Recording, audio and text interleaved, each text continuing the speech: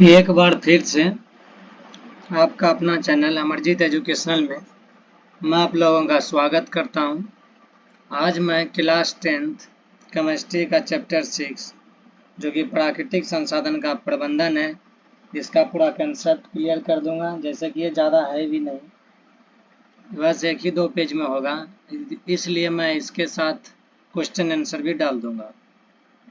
ठीक, फर्स्ट है 1997 में जापान के क्योटो शहर में भूमंडलीय ताप वृद्धि को रोकने के लिए एक अंतर्राष्ट्रीय भूमंडलीय सम्मेलन का आयोजन किया गया था। कब? 1997 में जापान के क्योटो शहर में एक भूमंडलीय ताप वृद्धि को रोकने के लिए एक अंतर्राष्ट्रीय भूमंडलीय सम्मेलन हुआ था। और 1989 में केंद्रीय मोटर वाहन अधिनियम को संशोधित किया गया था। गैर परंपरागत ऊर्जा स्रोत जैसे कि सौर ऊर्जा, पवन ऊर्जा, बायोगैस आदि का उपयोग अधिक से अधिक होना चाहिए। ठीक, वर्षा जल के समान उपयोग के लिए भूमिगत जल स्तर को समान बनाए रखने के लिए तथा जल के संरक्षण के लिए किए जाने वाला संग्रहण को जल संचयन कहते हैं।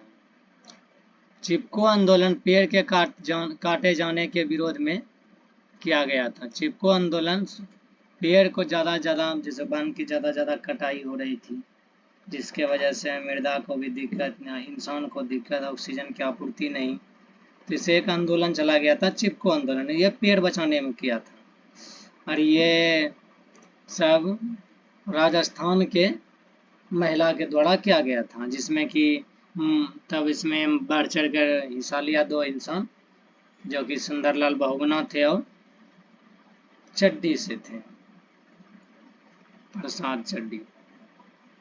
ऋषिकेश से कोलकाता तक गंगा नदी को स्वच्छ करने के लिए लक्ष्य से गंगा का कार्यान्वयन योजना की शुरुआत की गई थी।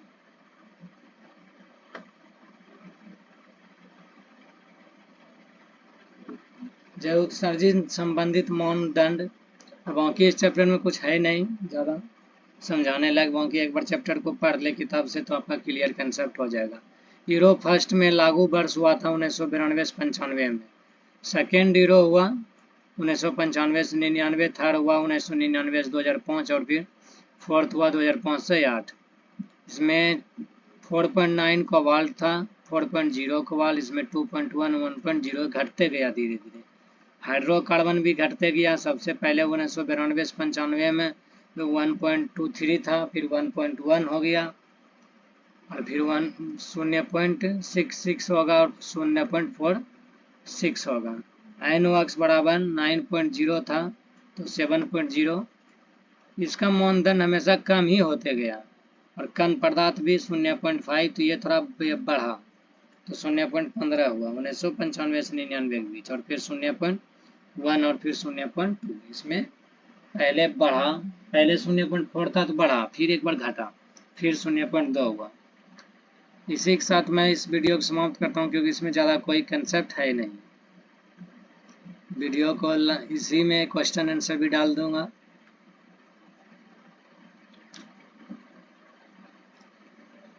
ठीक,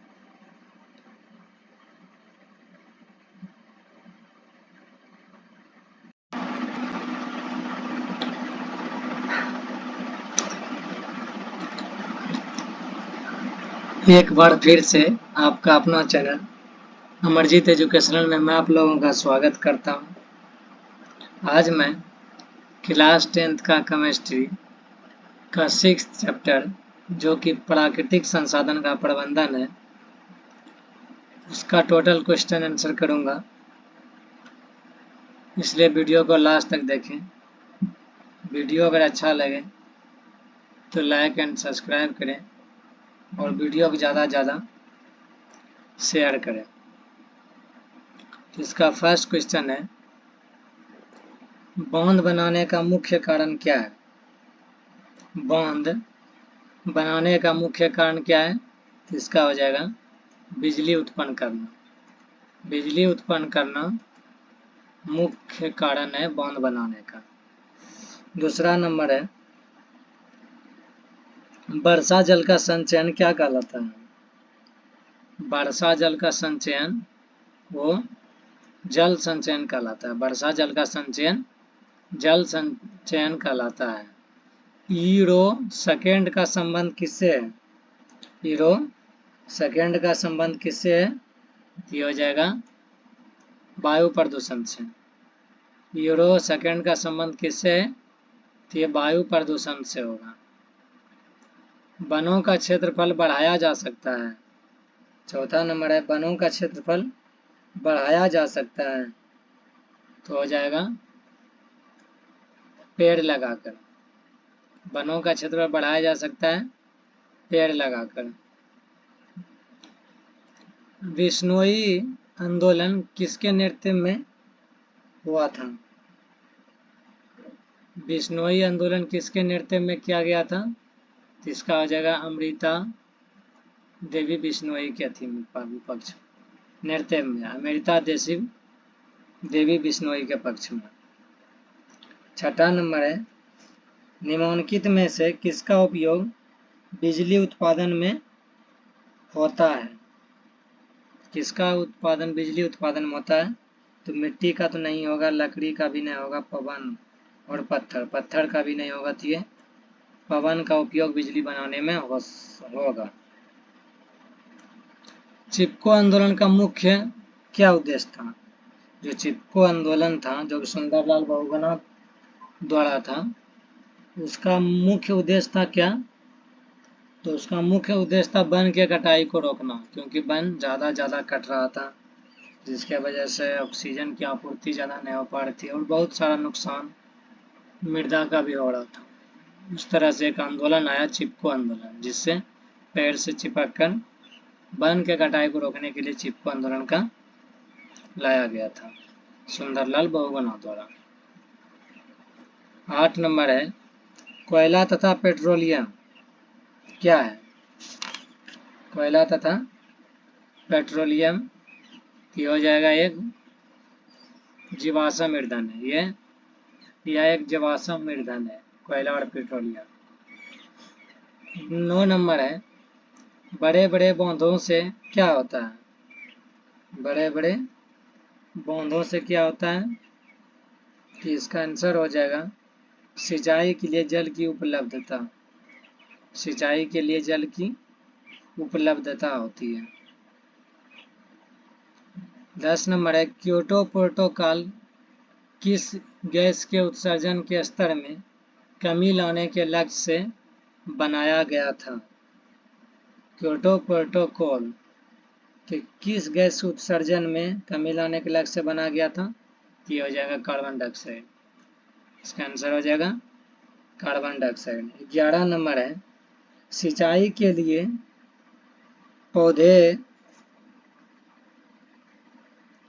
के ठीक जड़ के समीप जल पहुंचने की विधि क्या कहलाते हैं?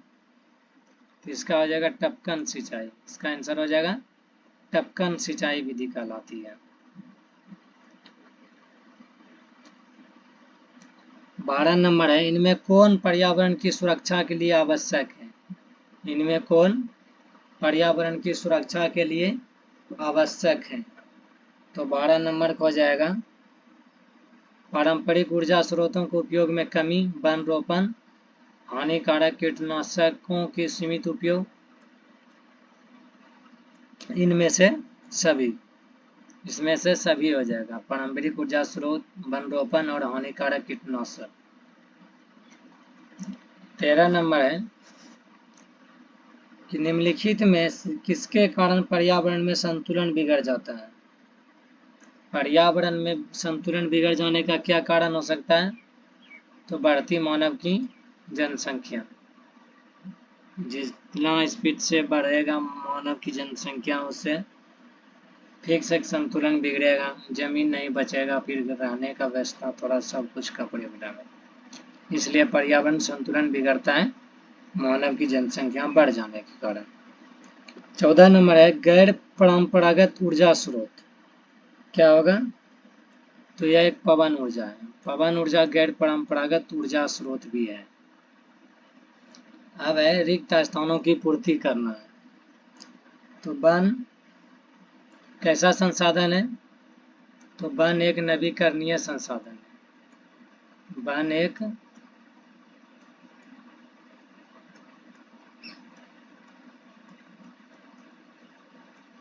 नवीकरणीय संसाधन है।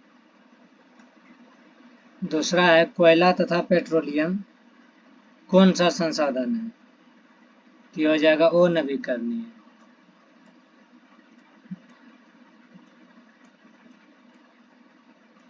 ओ नवीकरणीय संसाधन।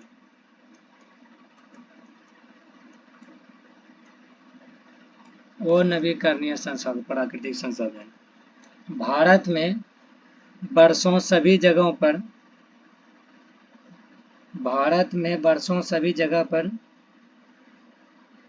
क्या कौन सा रूप से नहीं होती है?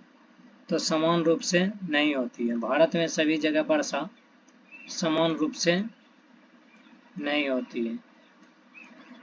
कहीं कहीं बाढ़ आ जाता है और कहीं कहीं पानी भी नहीं पड़ता है। और यह हकीकत है, भारत में सभी जगह वर्षा समान रूप से नहीं होता है।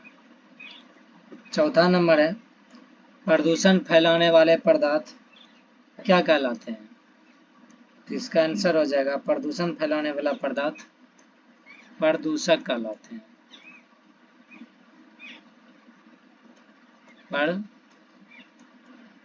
प्रदूषक कहलाते हैं।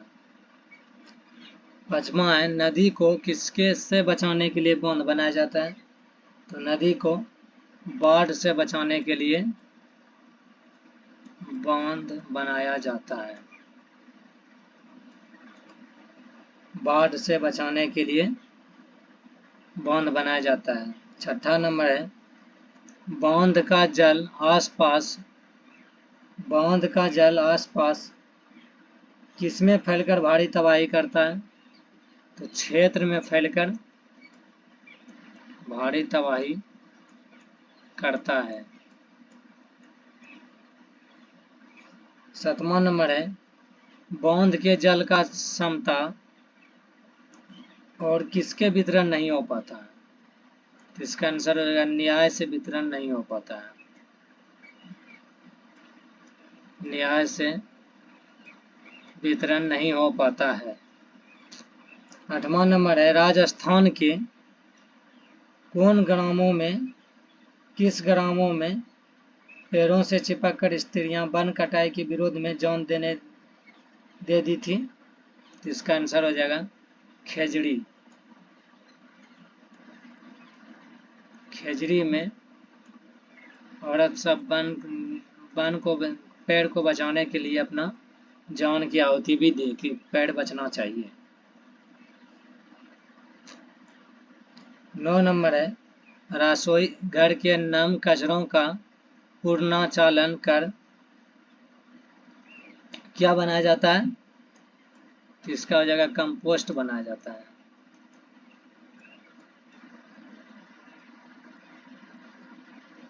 कंपोस्ट बनाया जाता है।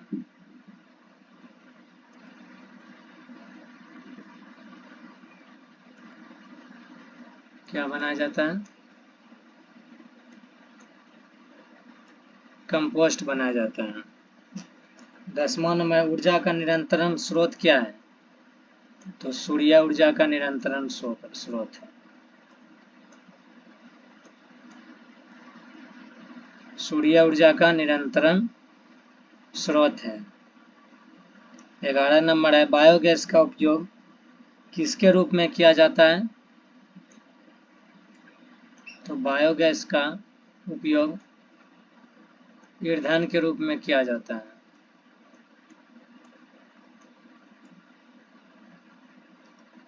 कोयला तथा पेट्रोलियम ये कौन ईंधन कहलाता है? तो कोयला और पेट्रोलियम यह जीवाश्म ईंधन कहलाता है। जीवाश्म ईंधन कहलाते हैं। अब ये सही और गलत करना है। इंदिरा गांधी नहर ने दिल्ली को हरित किया गया था, तो ये गलत है।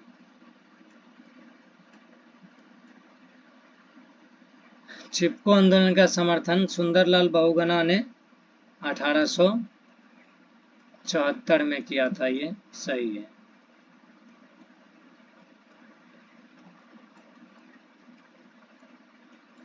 ये सही है, चिपको आंदोलन का समर्थन सुंदरलाल बहुगुणा ने किया था। तीसरा है वनों द्वारा वर्षों की मात्रा में कमी होती है, तो ये भी गलत है।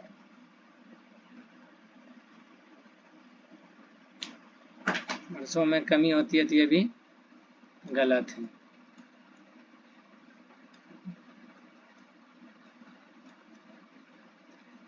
वन मिट्टी कटाव को रोकने में सहायक होता है, तो ये सही है।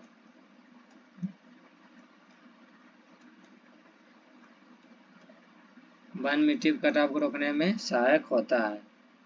5वां नंबर है ग्रीन हाउस गैसों का सबसे अधिक उत्सर्जन जीवाश्म ईंधन के उपयोग से होता है, तो ये भी सही है। यह भी सही है। 6ठा नंबर गंगा नदी को इलाहाबाद से कोलकाता तक स्वच्छ बनाने के लिए लक्ष्य से गंगा कार्यान्वयन योजना को लागू किया गया था। गंगा नदी को इलाहाबाद से कोलकाता तक स्वच्छ बनाने के लिए लक्ष्य से गंगा का कार्यान्वयन योजना को लागू किया गया था, तो ये गलत है।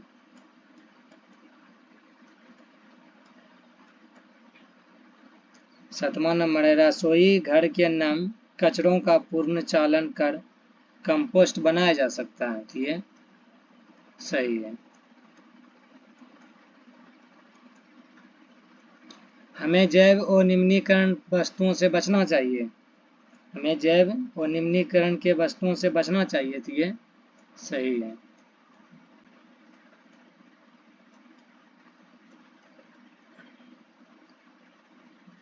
जहाँ जल की कमी होती है वहाँ ड्रिप इरिगेशन सिंचाई तकनीक का इस्तेमाल नहीं किया जाता है, तो ये भी गलत है। ऐसा कोई बात नहीं है कि नहीं किया जाएगा।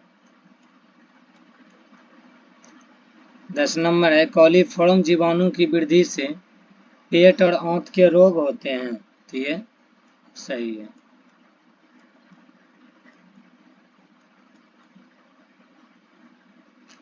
अब ऐसे अति लघु उत्तरीय प्रश्न।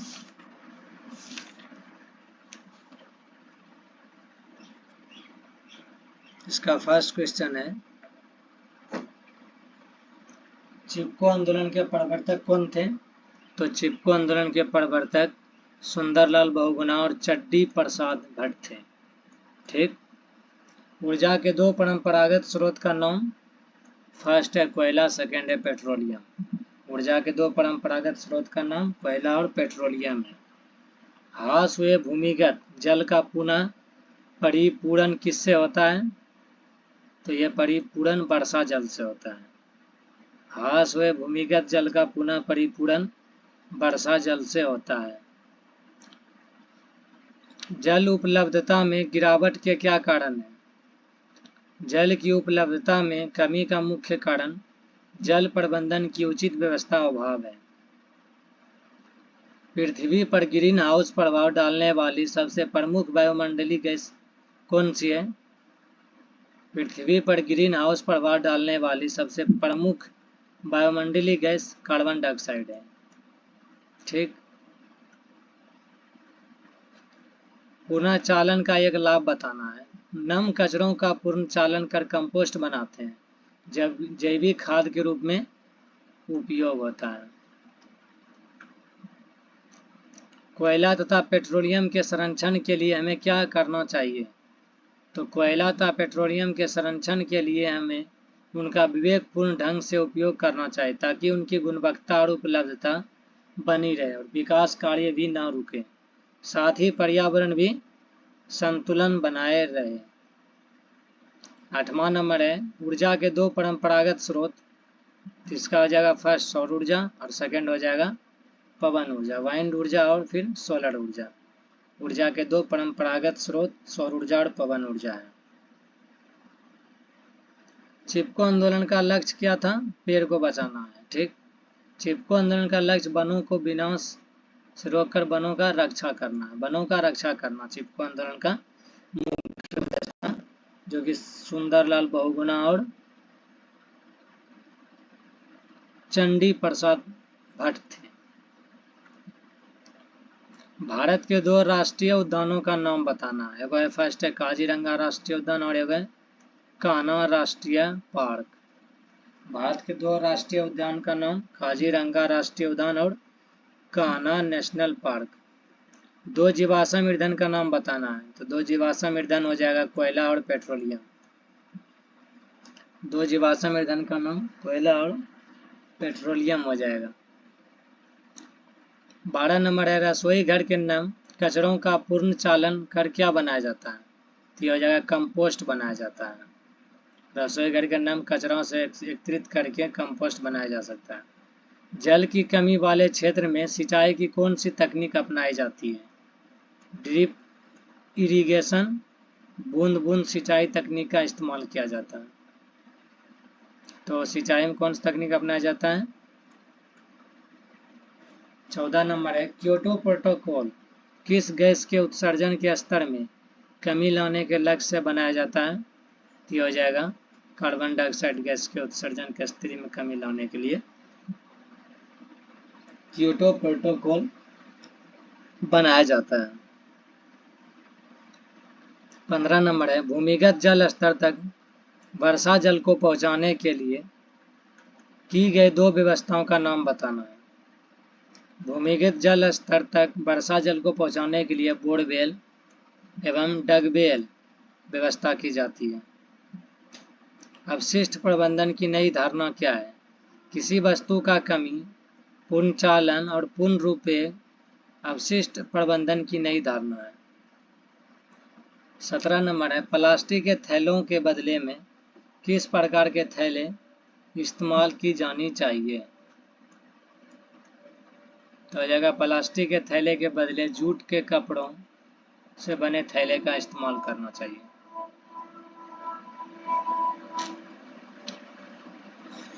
अब है लघु उत्तरीय प्रश्न कि ड्रिप सिंचाई व्यवस्था क्या है? वैसे क्षेत्र जहाँ जल अपर्याप्त है, यानी जल नहीं है, पर्याप्त मात्रा में नहीं है, बारिश की कमी होती है, वहाँ सिंचाई की समस्या खड़ी हो जाती है। भारत में अधिकतम सिंचाई वर्षा के जल अथवा बारिश से होती है। उन क्षेत्रों में जहाँ पानी की कमी होती है वहाँ वर्षा के जल का संरक्षण, उसका अधिकतम उपयोग किया जाता है। इस संरक्षित जल के खेतों में पानी के कब्बाड़ों अथवा बूंद बूंद करके सिंचाई की जाती है। इसलिए इस विधि को ड्रिप सिंचाई या बूंद बूंद सिंचाई व्यवस्था भी कहते हैं। तो ड्रिप व्यवस्था सिंचाई है। अगला है जल संचयन क्या है? जल को कैसे बचाया जा सकता है? धरातलीय और भूमिगत जल भंडारों में जल की कमी काफी अधिक हो गई है।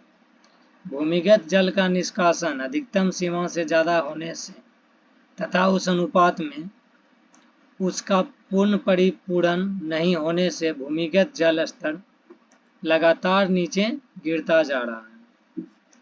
भूमिगत जल का परिपूरण वर्षा जल से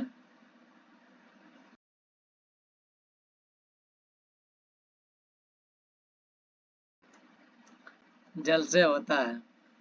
वर्षा जल के अधिक से अधिक उपयोग, संचयन कर भूमिगत जल स्तर को बनाए रख सकते हैं। हमें नदियों, तालाबों, गड्ढा आदि में पानी का संचयन करना चाहिए और इनके संचयन से भूमिगत जल का भंडारण अधिक होगा। वर्षा के दिनों में वर्षा का जल अधिक उपयोग करना चाहिए। इस प्रकार भूमिगत जल के स्तर को बनाए रखना जल संचयन कहलाता है। क्या कहलाता है? जल संचयन कहलाता है।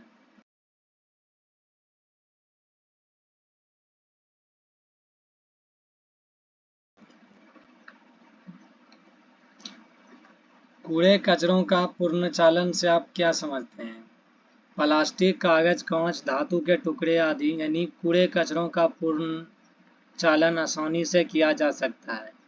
इन वस्तुओं को गलाकर नई प्रकार की वस्तुओं का निर्माण किया जाता है। रसोई घर के नम कचरे का पूर्ण चालन कर कंपोस्ट बनाते हैं, जिसका जैविक खाद के रूप में उपयोग होता है। कुछ सूखे कचरों का पूर्ण चालन कर नई वस्तुएं प्राप्त करते हैं और धातुओं के कचरे को अलग अलग छांटकर पुनर्चालन कर संबंधित धातु के सामने बनाए जाते हैं। बड़े बड़े शहरों में ऐसे कचरों का पुनर्चालन करने वाली बड़ी बड़ी फैक्ट्रियां भी संचालित है, जो कि कूड़ा कचरा का गलत उपयोग कर रहा है। वाहनों के लिए उत्सर्जन संबंधी मानदंड क्या है? वाहनों की भारी संख्या और यातायात वाले कुछ शहरों में नाइट्रोजन डाइऑक्साइड के स्तर में वृद्धि पाई गई है। जैसे दिल्ली और कोलकाता के कुछ क्षेत्रों में केंद्रीय प्रदूषण का नियंत्रण बोर्ड CPCB ने वाहनों को वायु प्रदूषण के प्रयोग स्रोतों में बताया। इस कारण 1989 में केंद्रीय मोटर वाहन अधिनियम को संशोधित किया गया। इस संशोधन के बाद वाहन मालिकों के लिए धुएं के उत्सर्जन संबंधित नियम अधिसूचित किए गए और 1991 में पहली बार वाहन निर्माताओं के लिए उत्सर्जन संबंधित मानदंड जैसे यूरो फर्स्ट लागू किया गया। इन मानदंडों को 2000 में फिर संशोधित करें यूरो सेकेंड इतना में से दिल्ली में अन्य शहरों में ईंधन के दहन से निकले गैसों की मात्रा में कमी आई तथा वायु की गुणवत्ता बढ़ी है, जिससे पर्यावरण पर इसका अनुकूल प्रभाव पड़ा है।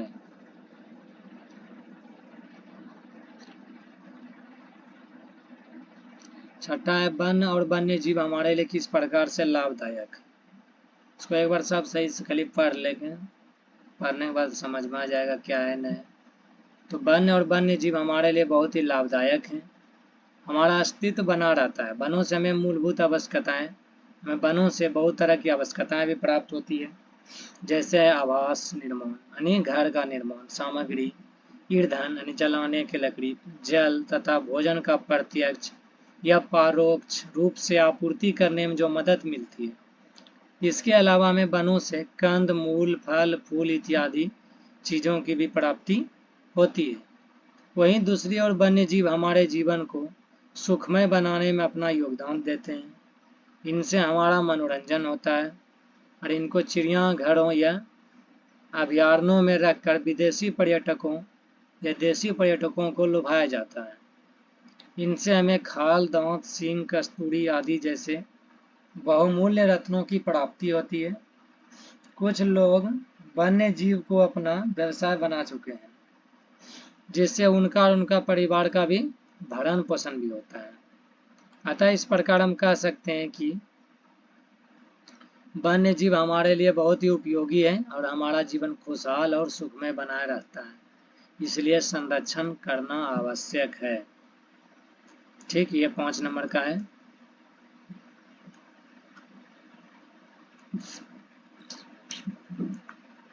छठा नंबर है वन्य एवं वन्य जीव के संरक्षण के लिखना है। वन्य संपदा वन में एकता और वन की सुरक्षा के लिए उपाय। पहला नंबर वृक्षों का काटना बंद होना चाहिए, इसलिए वृक्ष को काटना नहीं चाहिए, इससे बहुत नुकसान है। केवल वही वृक्ष काटे जो कि सूख जाए या जिन्हें कोई गंभीर बीमारी लग जाए, या उनके स्थान पर नए वृक्ष लगाए जाने चाहिए।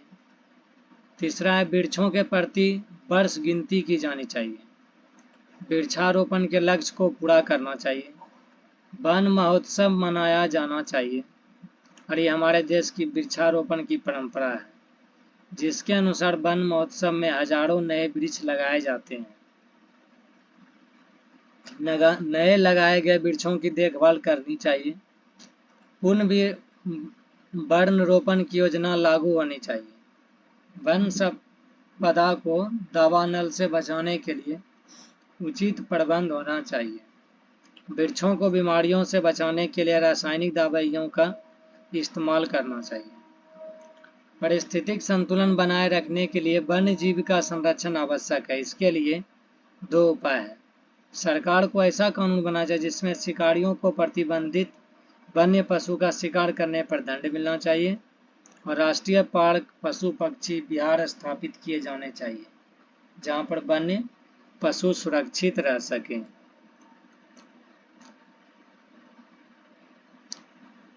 चिपको आंदोलन का उद्देश्य क्या था? सबसे पहले उसका उद्देश्य था पेड़ को बचाना है, बाकी आप पढ़ेंगे इसका दशक।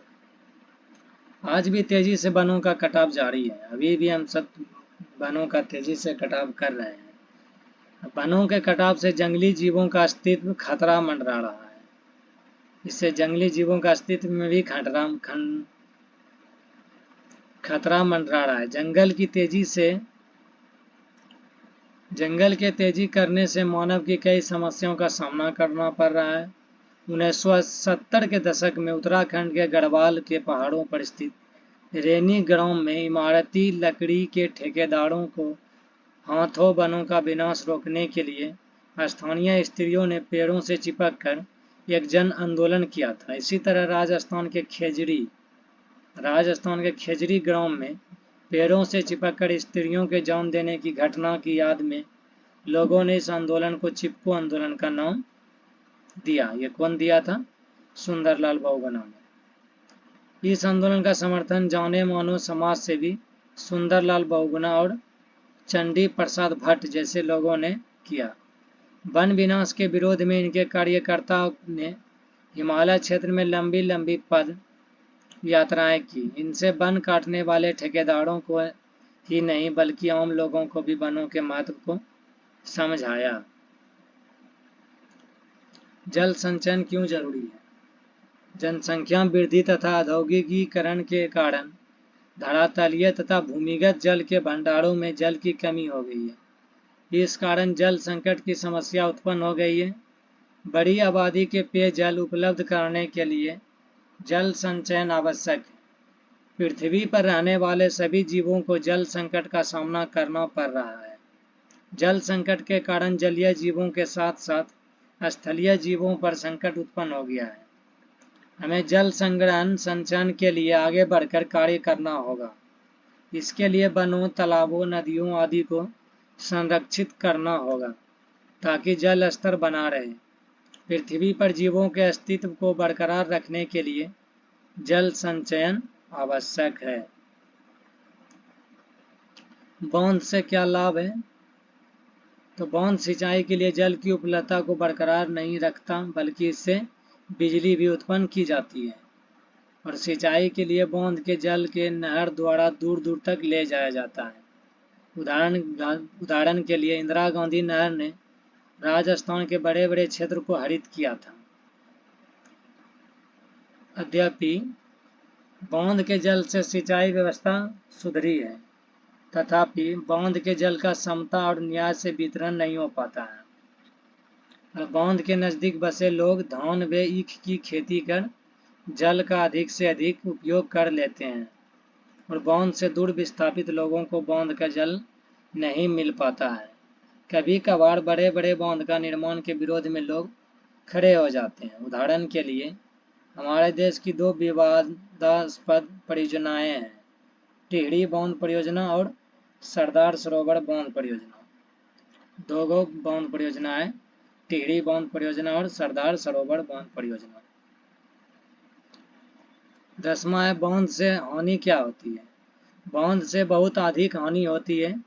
बांध के निर्माण के फलस्वरूप हजारों लोगों को पहाड़ी क्षेत्र से मैदानी क्षेत्र में बसना पड़ता है।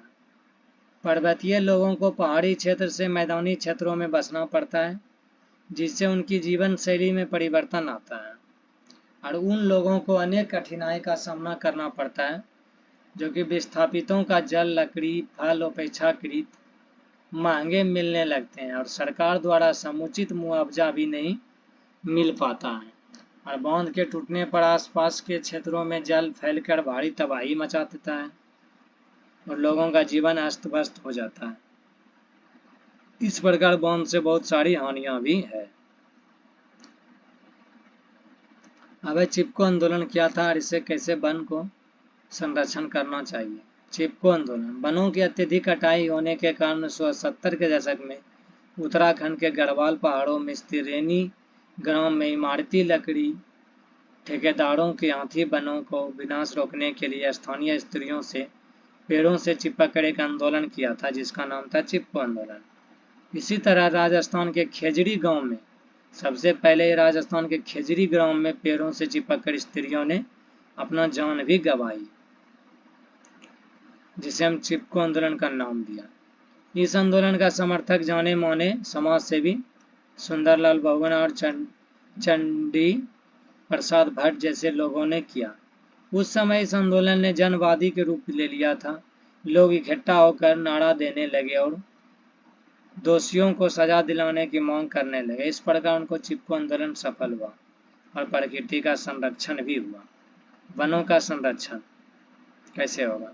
वनों से हमें फल, मेवे, सब्जियां और औषधियां भी प्राप्त होती है।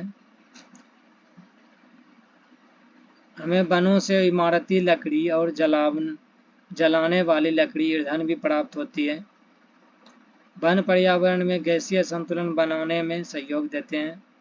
वृक्षों के वन्य जीव भागों से पर्याप्त मात्रा में जल का वाष्पन होता है, जो कि वर्षा एक स्रोत का कार्य करते हैं। यह मृदा अपरदन एवं बाढ़ पर नियंत्रण करने में सहायक होते हैं। वन्य जीवों का आश्चर्य प्रदान करते हैं। यह धन प्राप्ति के अच्छे स्रोत हैं। ये धन प्राप्ति के अच्छे स्रोत हैं। 12 नंबर है, अपनी आयु के विद्यार्थियों को जीवन शैली के परिवर्तन में आप कौन सा 4 सुझाव देना चाहेंगे? संसाधनों के संपोषण के लिए प्रोत्साहन को मिल सके। ये खुद से लिखना है कि हम विद्यार्थियों के जीवन के शैली में परिवर्तन के कौन सा सुझाव देंगे। ये सब अपना अपना खुद से लिख लें। अब है दीर्घ उत्तरीय प्रश्न। जल संरक्षण और जल प्रबंधन के लिए क्या किया जाना चाहिए? तो फर्स्ट है, जल जीव जंतु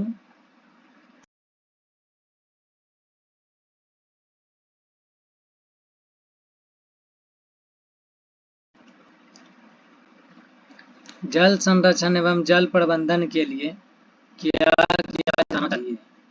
जल जीव जंतु एवं पेड़ पौधों के जीवन के पोषण का मुख्य आधार है। इसके अभाव में जीवन संभव नहीं है। इसी कारण जल को जीवन सार भी कहते हैं। जल को जीवन सार भी कहते हैं। हमारे दैनिक कार्य जैसे स्नान, बर्तन, कपड़े धोने, वे पीने तथा भोजन पकाने जल के उपयोग के साथ ही शुरू होते हैं। हमारे शरीर के विभिन्न क्रियाएं जैसे भोजन का पचना, रक्त संचार, मलोत्सर्ग आदि जल की सहायता से ही पूरी होती है। पेड़ पौधे के जीवन में जल बीजों का अंकुरण से लेकर उनकी वृद्धि तक में एक महत्वपूर्ण भूमिका अदा करता है। इसके अलावा आधुनिक समय में तकनीकी विकास के कारण जल का उपयोग सिंचाई, जल विद्युत उत्पादन, मत्स्य पालन, जल यातायात और उद्योग आदि के लिए किया जाता रहा है। जल की मांग में काफ़ी वृद्धि हुई, परंतु उसकी उपलब्धता में कमी आई। जल की उपलब्धता में कमी का मुख्य कारण उसके संरक्षण, प्रबंधन की उचित व्यवस्था का अभाव है। जल संसाधन का उपयोग सुनियोजित ढंग से करके, जल स्रोतों का उचित प्रबंधन करके हम जल प्रणाली का संरक्षण कर सकते हैं।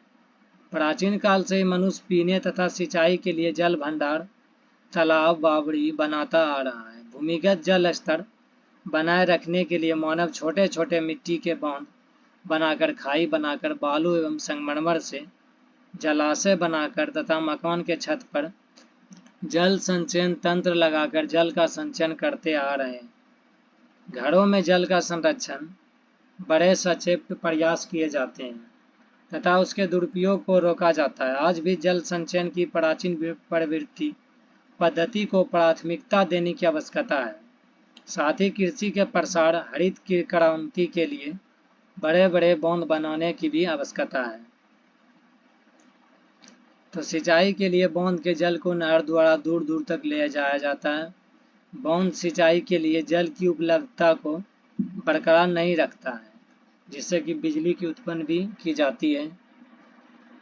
बांध के जल का वितरण समता और न्यायपूर्ण तरीके से करने की व्यवस्था सुनिश्चित करने के लिए आवश्यकता है, ताकि इसका लाभ सभी वर्ग के लोगों का समान रूप से मिल सके।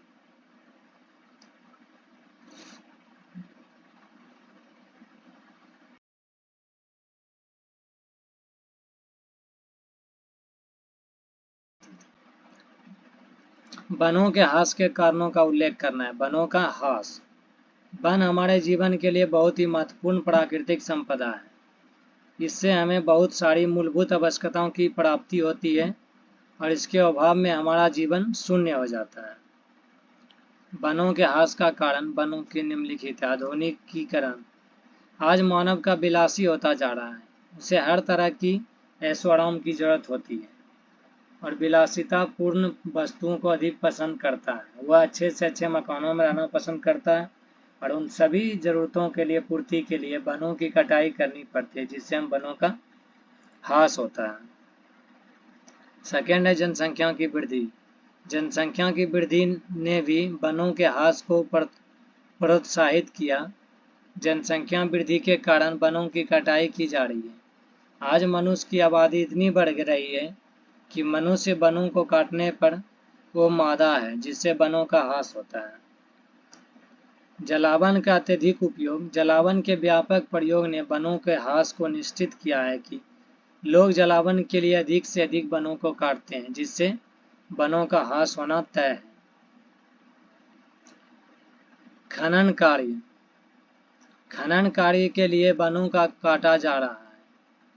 खनिजों की प्राप्ति के लिए लोग वनों की काटते जा रहे हैं, जिसके कारण वनों का ह्रास हो रहा है। बांधों का निर्माण। बांधों के निर्माण ने भी वनों के काटने पर मजबूर किया है और बांधों के निर्माण से नदियों के पानी नियंत्रित किया जाता है। इसके निर्माण के लिए लकड़ियों को जरूरत पड़ती है और बांधों की लकड़ियों की प्राप्ति के लिए वनों को काटा जा रहा है, जिससे वनों का ह्रास होता है। छठा नंबर है अवैधानिक रूप से जंगलों की कटाई कैसे हो रहा है। वनों का कटाई पर गैर कानूनी ढंग से भी वनों का ह्रास का बल प्रदान किया है। बहुत सारे लोग रुपए की लालच में चोरी छिपे वनों को भी काटते हैं, जिससे वनों की संख्या घटती है और वनों का ह्रास हो रहा है। कागज की बढ़ती मांग। आज एक मानव शिक्षा की ओर अधिक ध्यान दे रहा है। सभी लोग अपने बच्चों को पढ़ा लिखा कर एक अच्छा इंसान बनना चाहता है। इसी कारण कागजों की मांग बढ़ती जा रही है। बढ़ती कागजों की मांग के कारण वनों का काटा जा रहा है, जिससे वनों का ह्रास दोनों तय है। इसके अलावा बहुत सारे कारण है जो वनों के ह्रास को प्रोत्साहित करते हैं। हम कह सकते हैं कि वनों का ह्रास मानव जीवन प्रभावित होता है और उसका विनाश भी होता है।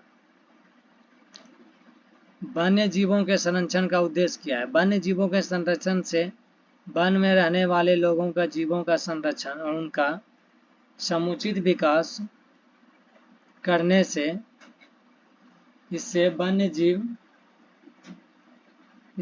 जीवों का समुचित विकास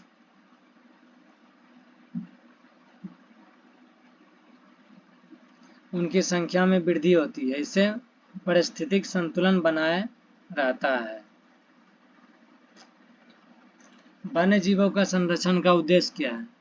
पारिस्थितिक संतुलन को बनाए रखना। वन्य जीवों के संरक्षण का प्रमुख उद्देश्य है संतुलन बनाए रखना और इससे जीवों की संख्या में संतुलन बना रहता है। लुप्त पर्याय वन्य जीवों की संख्या में वृद्धि। जो गायब हो गया उनकी संख्या में वृद्धि कैसे। वन्य जीवों के संरक्षण का उद्देश्य वन्य जीवों की संख्या में वृद्धि करना और इससे वन्य जीवों को समुचित विकास और उनकी संख्या में समुचित वृद्धि होती है। जिन पुलों की रक्षा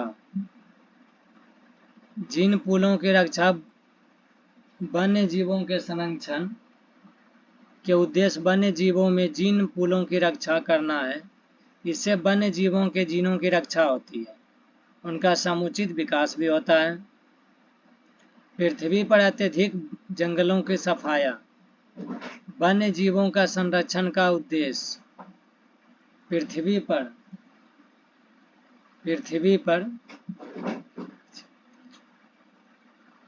अत्यधिक जंगलों की वृद्धि हो जाएगी तो पृथ्वी पर मनुष्य को रहने के लिए जगह नहीं बचेगी। वन्य जीवों को समुचित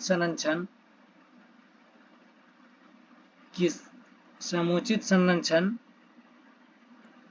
से इस समय को निपटारा किया जाता है।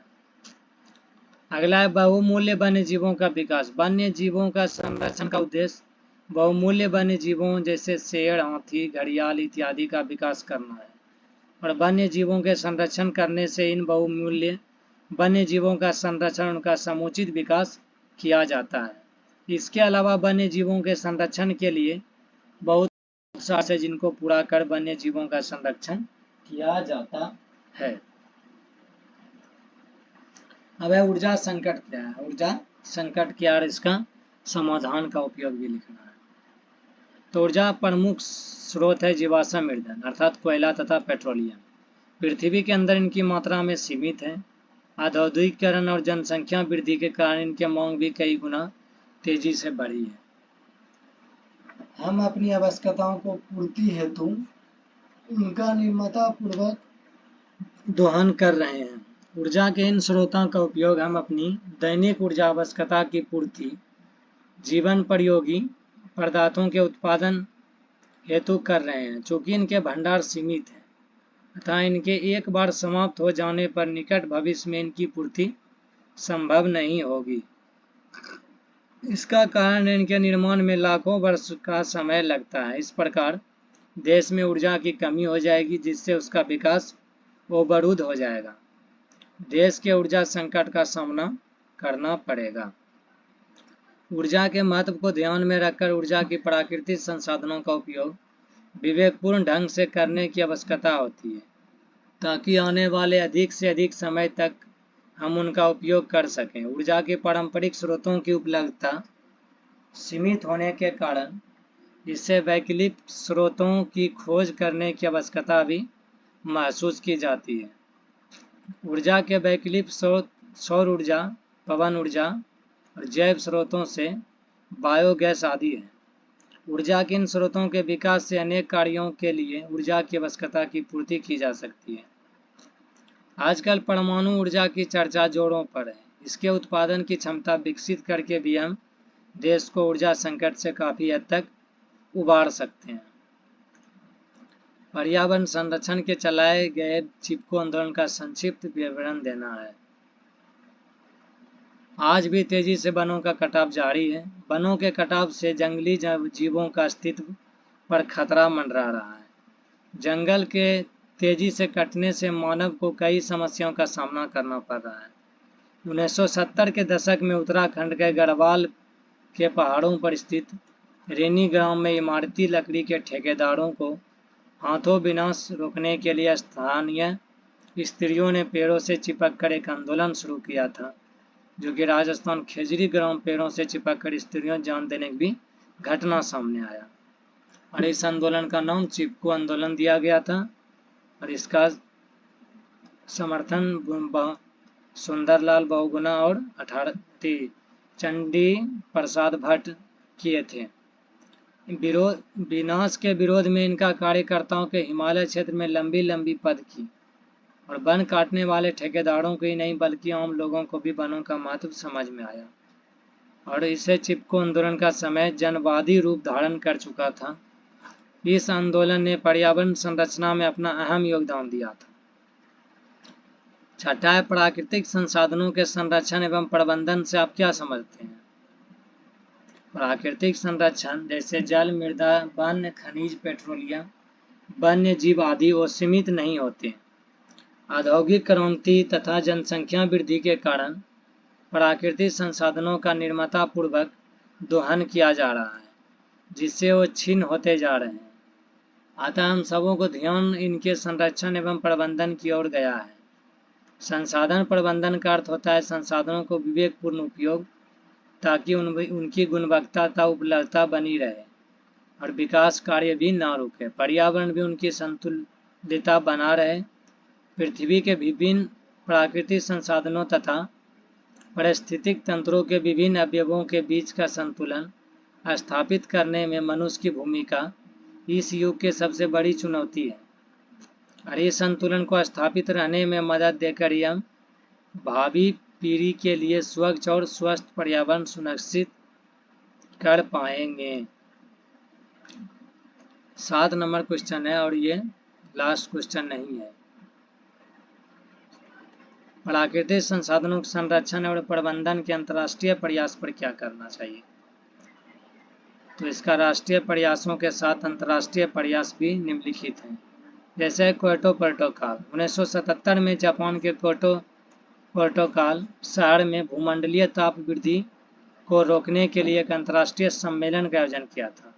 इस सम्मेलन में विश्व के 141 देश भाग लिया। क्योटो प्रोटोकॉल के अनुसार सभी औद्योगिक देशों को 2008 से लेकर 12 तक के 5 वर्ष की अवधि में 6 प्रमुख ग्रीन हाउस गैस उत्सर्जन के तौर पर 1990 के स्तर से कमी लाने के लक्ष्य को निर्धारित किया गया था। क्योटो प्रोटोकॉल का लक्ष्य है कि ग्रीन हाउस गैस को छोड़ने वाले तकनीक का उपयोग सीमित रखा जाए, इससे संबंधित नियम सरल बनाए जाए तथा पारंपरिक ऊर्जा का इस्तेमाल में कमी लाया जाए। हमारे देश में ग्रीन हाउस गैसों का सबसे अधिक उत्सर्जन जीवाश्म ईंधन यानी कोयला, डीजल, पेट्रोल आदि के उपयोग में होता है। इसके अलावा लकड़ी और उपले जलाने से भी कार्बन डाइऑक्साइड का उत्सर्जन होता है।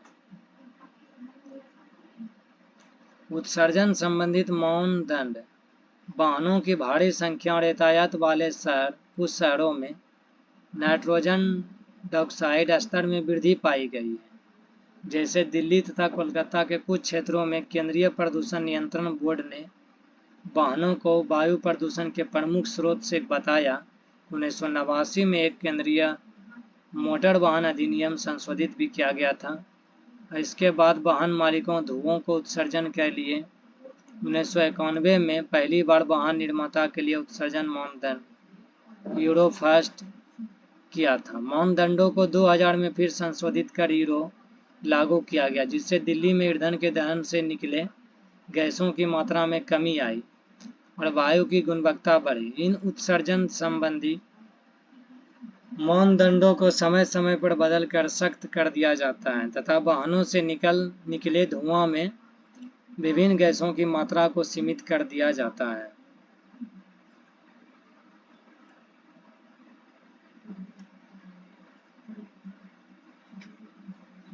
जैसे विश्व स्वास्थ्य संगठन हमारे देश के जल प्रदूषण को रोकथाम में सहायता दे रहा है और जल को स्वच्छ बनाने के लिए अभियान चला रहा है, जिससे हम विश्वास होने लगा कि देश की अन्य नदियां भी स्वच्छ हो सकेंगी। अब है 8 नंबर लास्ट क्वेश्चन है कि वर्षा जल के संचयन का लाभ क्या है? भूमिगत जल का परिपूर्ण वर्षा के जल से होता है, किंतु हमारे देश में वर्षा की अवधि यानी वर्षा की जो है कुछ महीनों तक ही सीमित रहता है, क्योंकि भारत में वर्षा 3 ही 4 महीना सीमित रहता है। वर्षा जल का अधिक से अधिक संचयन कर उसे भूमिगत जल स्तर तक पहुंचाने की व्यवस्था सुनिश्चित की जाती है ताकि भूमिगत जल स्तर बना रहे। भूमिगत जल स्तर तक वर्षा जल को पहुंचाने के लिए 2 प्रकार की व्यवस्था की जाती है।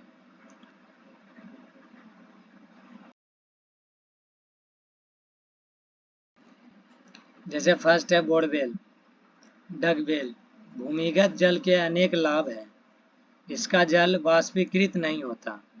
भूमिगत जल फैलकर कुएं के जल को परिपूर्ण करता है और खेतों में नमी बनाए रखता है। इसके अतिरिक्त इससे मच्छरों के जनन की समस्या भी नहीं होती और भूमिगत जल मनुष्य तथा जानवरों के अपशिष्ट से झीलों, तालाबों आदि में ठहरे जल के विपरीत संदूषित होने से अपेक्षाकृत सुरक्षित रहता है। स्थानीय स्तर पर वर्षा जल के संचयन के फलस्वरूप लोगों को पीने एवं सिंचाई के लिए जल की उपलब्धता बनी रहती है।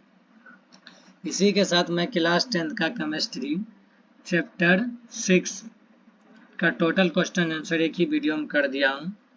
वीडियो को लास्ट तक देखने के लिए धन्यवाद। वीडियो को ज़्यादा से ज़्यादा लाइक एंड सब्सक्राइब कर वीडियो को ज़्यादा से ज़्यादा शेयर करें। मिलूँगा अगला वीडियो में, तब तक के लिए जय हिंद जय भारत।